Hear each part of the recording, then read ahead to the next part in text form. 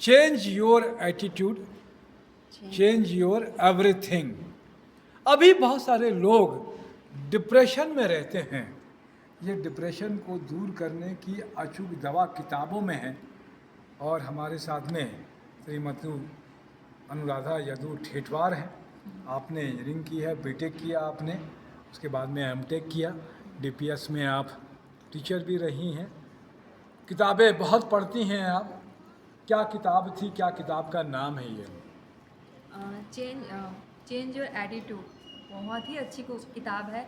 अगर अपनी लाइफ में कुछ चेंजेस चाहिए आपको तो ये किताब पढ़िएगा ज़रूर। मुझे लगता है किताब पढ़ना बहुत ज़रूरी है, क्योंकि ना हमें ऐसा लगता है हम चार अच्छे विचारधाराओं के साथ नहीं बैठ पाते हैं, तो ये जो बुक हमारे रहते हैं एक सोर्स होता है उन चार विचारधाराओं को अपने दिमाग में लाने का।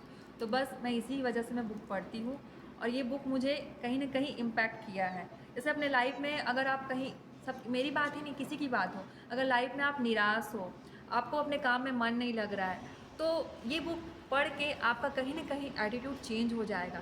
ये बुक बोला ही गया है कि change your attitude, change your life. तो मैं ज़रूर चाहती हूँ ये बुक आप पढ़िए। इसमें ऐसे ऐसे बातें लिखी गई है जो मैं इस एक थोड़े सेशन में बता नहीं पाऊँगी, इसके लिए बड़ा सेशन बनाना पड़ेगा। जी। तो इसलिए मैं बोलना चाह रही हूँ कि अगर आप किताब पढ़ेंगे तो आपके जो निगेटिव विचारधाराएं जो होती है बहुत लोगों के अंदर आती है, वो मेरे अंदर भी आ रही थी एक समय पे, लेकिन बुक्स पढ़ने से ना मेरे अंदर एक बोलते हैं ना पॉजिटिव चेंजेस आते हैं, वो मेरे अंदर वो चीज़ आया है। आज मैं फिटनेस क्लासेस ज्वाइन की हूँ, आज मैं एनर्जेटिक फील करती हूँ। क्या मतलब होता है एटीट्यूड का? एटीट्यूड का मतलब होता है कि आपके अंदर जैसे कि जनरली एटीट्यूड को लोग ईगो समझते हैं, तो एटीट्यूड जनरली ये होता है कि आप अपने काम और सोच से आप अपने बिलीफ सिस्टम को कैसे चेंज कर सकते हैं। सोच और बिलीव। बिलीव वो सोचें अच्छा, हाँ, और उस पर पे विश्वास करें। रखें। हाँ जी, ये दो चीज़ है जो हाँ, डिप्रेशन को वो दूर कर सकता है। तो बस नहीं? ये बुक में ही, और जो इसके जो लेखक हैं जी वो खुद डिप्रेस थे, जी। उन्होंने ही ये बुक लिखा है। तो आप समझ जाइए कि वो इंसान इस बुक को लिखने के लिए 20 साल लगाया है, तो समझ जाइए वो कितना इस पे रिसर्च किया है। तो ये बुक में बहुत अच्छी चीज़ें लिखी हुई है। और ये एक वकील थे पेशे से, बट उनको बनना कुछ और था, लेकिन वो वकालत छोड़ के उन्होंने ये बुक के बारे में रिसर्च किया। आज वो बेस्ट सेलर के नाम से जाने जाते हैं, जेफ केलर। आई थिंक मैंने जी सही कहा है। जी जी।